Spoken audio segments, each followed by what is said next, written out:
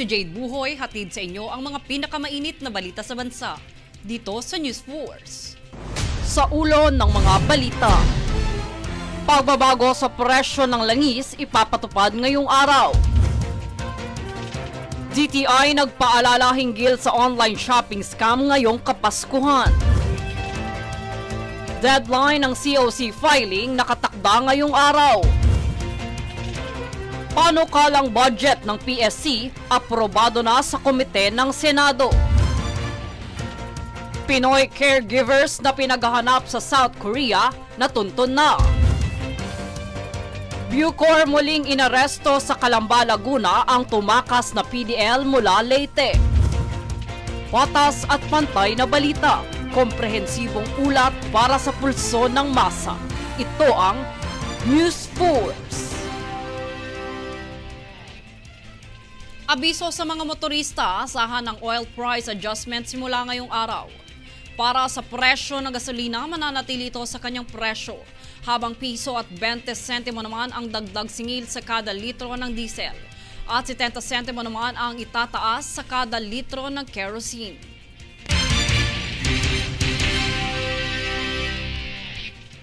At dahil papalapit na ang Kapaskuhan, ay nagpaalala ang Department of Trade and Industry o DTI sa publiko na magdoble ingat laban sa online shopping scam. Kung paano yan iwasan, ating alamin kay Daniza Lopez. Sa pagdating ng buwan ng Pasko ay siya ring paglaganap ng mga shopping scams sa online. Kaya't paalala ng Department of Trade and Industry o DTI Philippines maging mapanuri at makilatis na mamimili. Base sa Asia Scam Report noong Nobyembre taong 2023, ang Pilipinas ang mayroong pinakamataas na porsyento ng online shopping scam rate, kung saan pumangalawa rito ang China at sinundan ng Indonesia.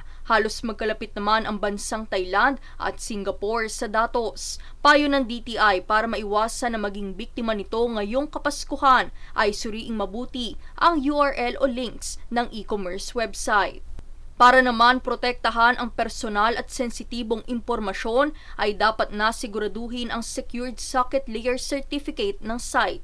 Bukod dito, dapat din daw umanong kilatisin at tanungin ang lokasyon at telepono ng seller kasabay ng paghingi ng resibo. Dagdag pa ng DTI, malaking tulong din ang pag-review sa mga ratings ng kapwa mamimili. Daniza Lopez, nag-uulat para sa One Media Network. Inulit ng Bureau of Immigration o BI ang palaalala sa lahat ng dayuhang manggagawa ng Philippine Offshore Gaming Operator o POGO na voluntaryong ibaba ang kanilang visa bago ang deadline sa October 15. Ayon kay BI Commissioner Joel Anthony Viado, walang extension ng filing at ang mga hindi makakasunod sa deadline ay iutos na umalis na ng bansa.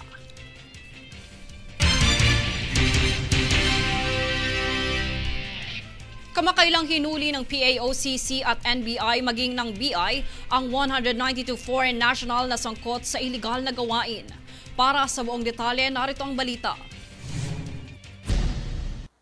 Nahuli ng Bureau of Immigration o BI ang 192 foreign nationals sa isang malawakang operasyon laban sa mga individual na sangkot sa iligal na online scam at iba pang paglabag sa immigration. Ang nasabing operasyon ay naganap sa isang gusali sa Senator Hilpuyat Avenue Extension at Macapagal Boulevard sa Pasay City. Ayon sa ahensya, ito ay tugon sa mga ulat ukol sa hindi otorisadong trabaho at iligal na gawain ng mga dayuhan sa bansa. Nakiisa rin dito ang BI Intelligence Division kasama ang National Bureau of Investigation o NBI, Presidential Anti-Organized Crime Commission o PAOCC, Department of Justice o DOJ Interagency Council Against Trafficking o IACAT, at Securities and Exchange Commission o SEC. Kabilang sa mga nahuli ay mga Chinese, Vietnamese at iba pang nasyonalidad na natagpuang walang otorisadong trabaho at sangkot sa iligal na operasyon. Nilabag ng mga ito ang Philippine Immigration Act, dahilan upang sila ay dakpin ng mga otoridad.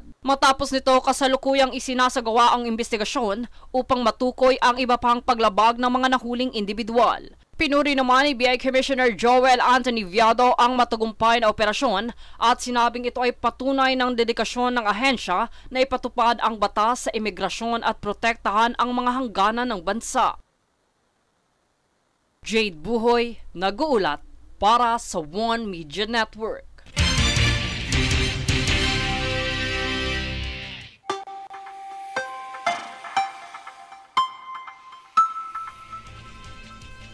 Idineklara na ng Philippine Atmospheric, Geophysical and Astronomical Services Administration o PAG-ASA ang pagtatapos ng habagat season ngayong buwan. Sa ngayon, unti-unti lang lumilipat ang klima ng bansa sa panahon ng tag-ulan na tinatawag na amihan at inaasahang magsimula na sa susunod na linggo. Sa ngayon, mayroong aktibong low pressure area ang kumikilos sa kanlurang bahagi ng Coron, Palawan.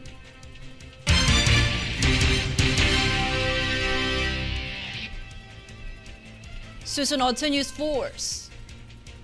PCG pinasinayaan ang bagong pasilidad ng CGS sa Malacanang. DOH at DepEd inilunsad ang bakuna eskwela.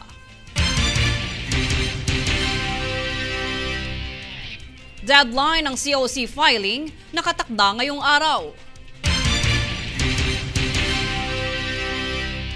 Manatiling nakatutok para sa higit pang mga balita sa pagbabalik ng News Force.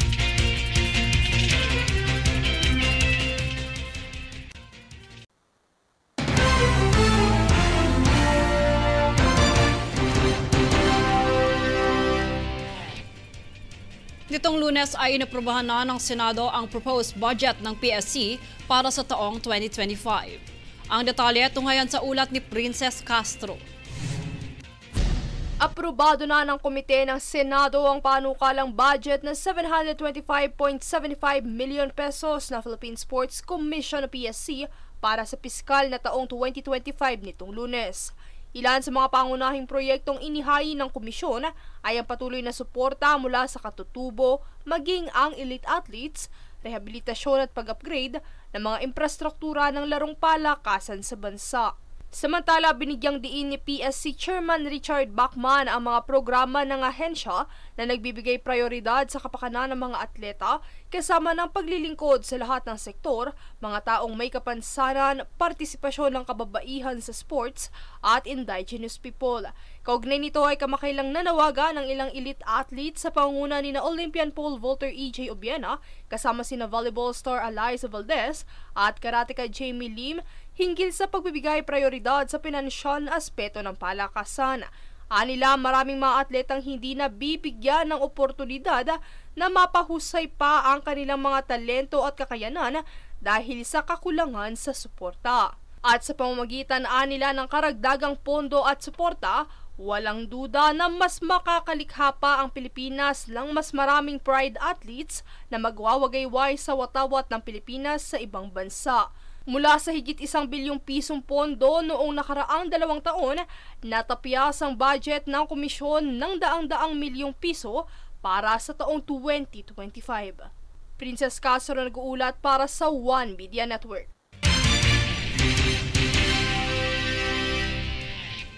Hanggang ngayong araw na lamang ang pagsusumite ng Certificate of Candidacy para sa mga kandidatong nagnanais maghain ng kanilang kandidatura para sa susunod na halalan. Tatanggap pa rin ng COC at Certificate of Nomination, Certificate of Acceptance o CONCAN ang COMELEC kahit matapos ang alas 5 final office hour kung maghahain ang mga kandidato. Sa pinakahuling tala, nasa 127 na ang naghain ng kanilang COC sa pagkasenador, habang 137 party list naman ang naghain ng kanilang kandidatura.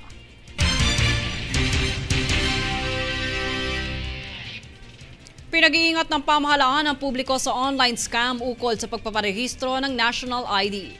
Mayroon naman kumakalat na 5,000 pisong tulong pinansyal para sa mga National ID holder na siyang kinumpirmang peke ng Philippine Statistics Authority o PSA.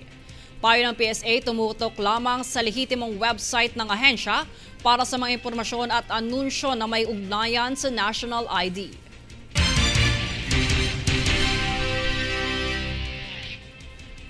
Nitong kamakailan lang ay pinasinayaan ng Philippine Coast Guard o PCG ang bagong itinayong pasilidad ng Coast Guard Station o CGS Malacanang sa Maynila.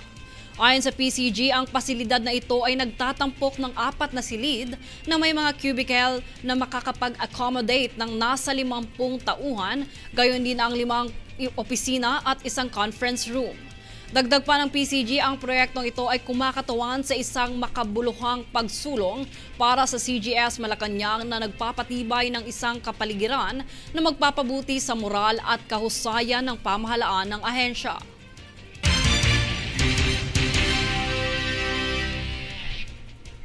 Sa pagsisikap na protektahan ang mga bata laban sa vaccine preventable diseases o BPDs tulad ng measles, rubella, tetanus, diphtheria at human papillovirus o HPV, ang Department of Health o DOH at Department of Education o DepEd ay magkatuwang na inilunsad ang programang Bakuna Eskwela nitong kamakailan lang sa isang paaralan sa Maynila.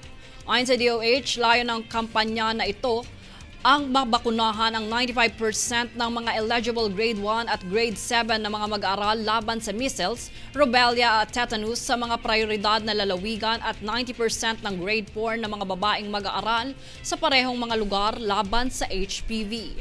Ang nasabing programa ay school-based initiative ng DOH at DepEd na itinatag noong 2015 at patuloy na isinagawa taon-taon sa mga pampublikong paaralan hanggang sa magsimula ang COVID-19.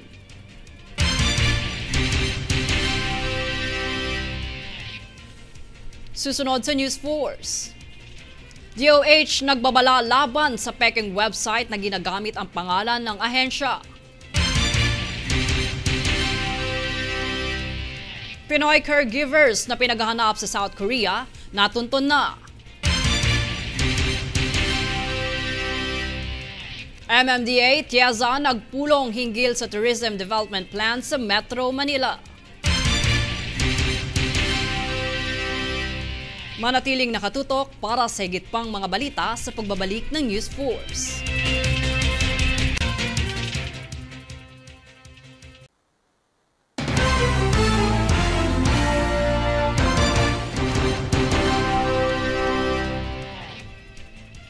Nitong kamakailan lang ay nagbabala ang Department of Health o DOH sa publiko ukol sa mga website na ginagamit ang pangalan at mga larawan ng kagawaran at ni Health Secretary Teodoro Herbosa. Nilinaw ng DOH na ang mga nasabing website at ang mga nakasaad na komento o mga transaksyon na nasa loob nito ay peke at hindi sa anumang paraang nauugnay sa kagawaran. Samantala ay patuloy namang hinihikayat ng DOH ang publiko na kumuha lamang ng mga impormasyon mula sa mga mapagkakatiwalaang source at platform tulad ng mga opisyal na mga plataporma ng kagawaran na maaaring maabot sa pamamagitan ng mga social media account na nakatala sa inyong mga TV screens.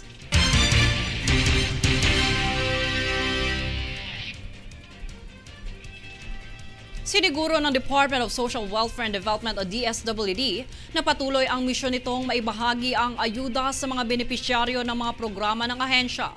Yan ang balitang hatid ni Daniza Lopez. Sa ilalim ng iba't ibang programa ng Department of Social Welfare and Development ay tiniyak ng kagawaran sa publiko na mananatili at walang humpay ang pamamahagi ng tulong para sa mga benepisyaryo nito.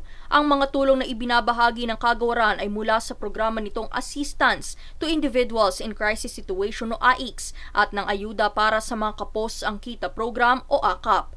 Ang mga ayuda na handog ng ahensya ay ang Family Food Packs o FFPs, non-food items, tulong pinansyal at iba pa. Ayon kay DSWD Secretary Rex Gatchalian, ang Angels in Red Vest ay patuloy na naglilingkod para sa publiko ng maagap at mapagkalingang serbisyo. Nilinaw niya rin na mananatili ang ahensya sa pagtugon sa pangangailangan ng mga pamilya o individual na nakararanas ng matinding krisis. Daniza Lopez, nag-uulat para sa One Media Network.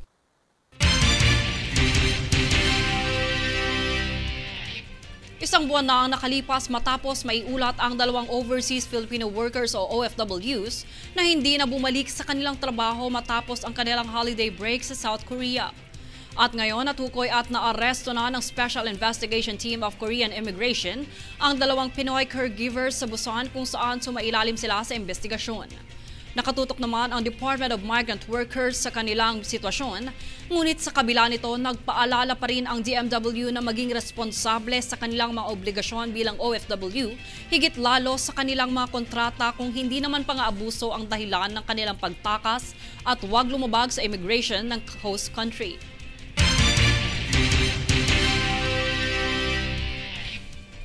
Sa kamakailang pagtakas ng Person Deprived of Liberty o PDL mula Leyte Regional Prison, ay naaresto naman siya muli sa Calamba, Laguna ng Bureau of Corrections.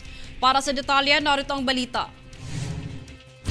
Matagumpay na nahuli ng New Bilibid Prison Recovery Team ang isang PDL na tumakas mula Leyte Regional Prison sa Calamba, Laguna noong ika-4 ng Oktubre. Ang nasabing operasyon ay naisagawa sa pagkikipag-ugnayan ng LRP at National Intelligence Coordinating Agency o NICA sa Region 8. Ayon sa Bureau of Corrections o Bucor, ang impormasyon mula kina Chief Inspector Jose Marie Alambro, Acting Superintendent ng LRP at Chief Inspector Ricardo Cespena Jr., Deputy Superintendent for Security and Operations ang nagbigay ng gabay sa lugar na pinagtataguan ng PDL. Ayon sa ulat, tumakas ang nasabing PDL noong ika-24 na araw ng Agosto, ngunit agad na pinagtulungan ng mga ahensya ang paghahanap sa kanya. Base dito, ipinakita ng mabilis at maayos na pagtugon ng mga otoridad ang kanilang kahusayan at dedikasyon na panatilihin ang kaligtasan ng publiko. Pahayag pa nila ang matagumpay na pagkakahuli sa PDL ay patunay ng dedikasyon ng Bucor sa pagpapanatili ng kaayusan at batas sa kabila ng mga hamon ng pagtakas ng mga bilanggo. Kabilang dito, pinuri ng mga opisyal ang pagkakaisa at koordinasyon ng iba't ibang ahensya sa kanilang operasyon.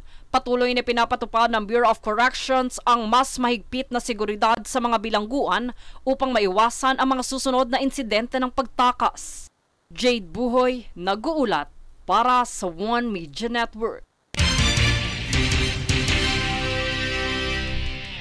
Alinsunod sa planong pagpapaunlad ng turismo sa Kalakhang, Maynila, kamakailang nagpulong ang MMDA at TIESA para sa mga hakbanging ipapatupad ng mga ahensya. Tunghayan ang ulat ni Princess Castro. Nagpulong nitong Lunes ang Metropolitan Manila Development Authority o MMDA at Tourism Infrastructure and Enterprise Zone Authority o TIEZA sa tanggapan ng MMDA sa Pasig City. Sa pangunguna ni na MMDA Chairman Attorney Romando Don Artes, Department of Tourism Assistant Secretary Sherlyn Zabalabatin, TIEZA Department Manager Attorney Nino Roberto Aquino, at iba pang opisyales mula sa TIEZA at MMDA ay tinalakay ang ilan sa mga plano hinggil sa tourism development sa Metro Manila. Sa naganap na pulong, ipresenta ng TIEZA ang kanilang paghahanda para sa gaganaping Regional Tourism Development Plan for the National Capital Region 2023 to 2028. Layunin ng naturang plano na tukuyin ang potensyal ng tourism resources sa rehiyon, maging ang layuning magamit ito para makatulong sa pagiging tourist destination sa NCR. Bukod dito ay isa rin sa mga nagsusulong ng kanilang inisyatiba upang lubos na maiangat ang turismo ng mga lugar sa bansa ay ang DOT, kung saan isa rin sa kamakailang isinusulong ng kagawaran ay ang sports tourism, kung saan ilan sa rutang tampok sa kanilang isinagawang marathon ay ang historical at aesthetic architectures sa Maynila at Pasay. Princess Castro, nag-uulat para sa One Media Network.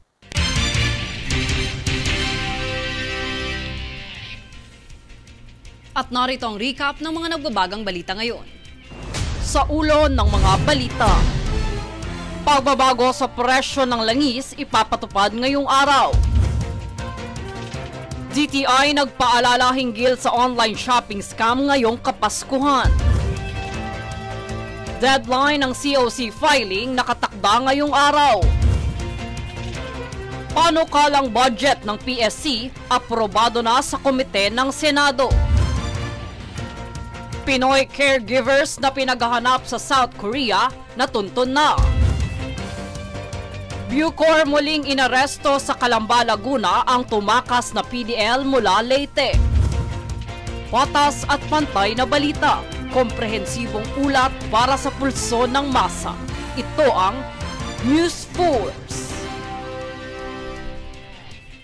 At yan ang pinakamainit na mga balita ngayong araw. Manatiling nakatutok sa aming mga ulat at update sa aming Facebook page, facebook.com/OneMediaNetwork. Ako si Jade Buhoy at itong News Force.